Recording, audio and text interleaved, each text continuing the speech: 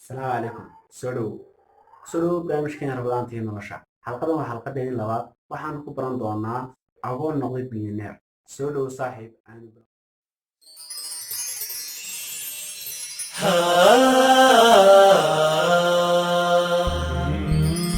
صوم صوم صوم بشهر رمضان صوم صوم صوم صوم صوم صوم بشهر رمضان صوم صوم صوم صوم hagaag aanu bilowno isagoo caloosha hooyadii ku jira ayuu aabihii ka tegey hooyadii waxay ku laabatay qoyskoodii waxa ayna u sheegtay inay rabto inay markay ilmahan dhasho ay ka koriyaan laakiin way ka diideen oo waxay ka yidhaaheen wiil aanu dhalin qof maraykani oo u dhalay qof ajaanib oo qaxoonti waddan ku ah anuu kulama korin doono ugu dambayn waxa ay tegtay isbitaalka oo ay ku dhashay ilmihiina waxaa la geeyey goobaha dadka carruurta raba ee carruurta korsanaya ay qaataan kadib dad badan baa goobta yimiday wiilkana arkay oo qaadan waayey ugu dambayn qoys faqiir ayaa yimiday oo qaatay ayaa qaatay soona karsaday yaraantiisii ma ahayn mid jecel waxbarashada waxyaabaha biraha iyo waxyaabaha la midka ayuu isku hagaajin jiray kuna maaroobi jiray markuu yaraa ugu dambayn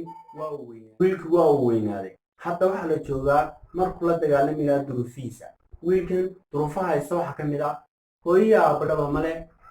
sidoo kale waa wiil la jooga xaafad faqira si lamid ah saboolnima ka jirto si lamid ah ma helin waxbarasho ugu dambayn wiilkan duruufihiisii oo dhan waa uu ku guulaystay waxaana uu ka mid noqday milyaneerada adduunka ama bilyaneerada adduunka aan idhaahde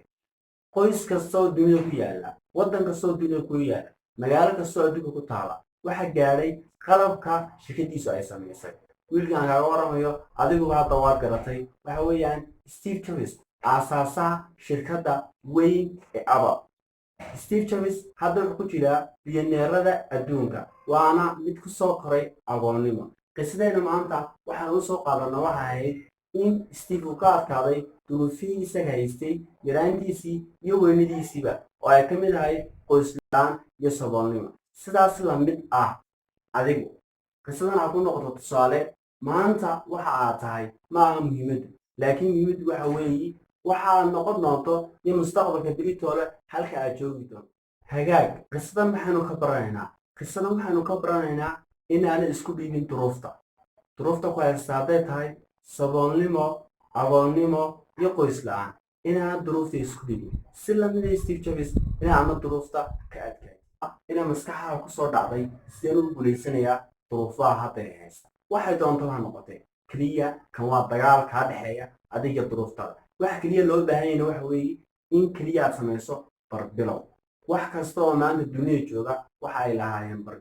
barbilowguna waa wax aadka ugu adag iminka tusaaleaan soo qaadano roobku waxa uu anfacaa dhammaan dadweynahoo dhan iyo adduunyado dhan laakiin muxuu ka bilaabmaa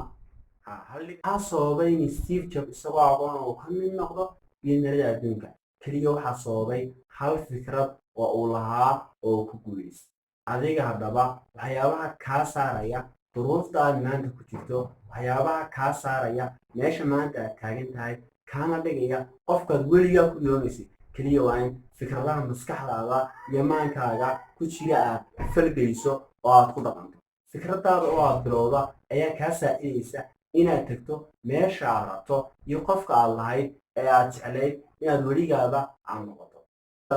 balse waad dhimanaysaa laakiin ha dhiman dhimashaadooteed waa saaxiibkaaga nolosha oo kule waari magacaaga mahadsanid maca salaam